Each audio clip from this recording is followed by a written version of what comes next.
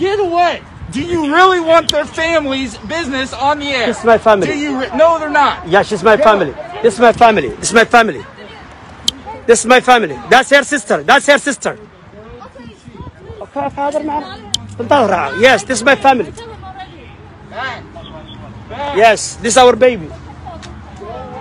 This is our child. That's not fair. That's not right. That's not justice. This is injustice. What the police officer is doing is wrong. It's not right. The wall. They are separating the mom from her child. That is not right. The child in need is breastfeeding. Yes. Yes. This is not right. This is not right. Yes.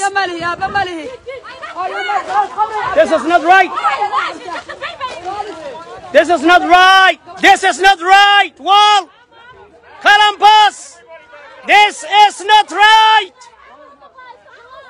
This is not right. This is injustice. This is injustice. Police officer using force to separate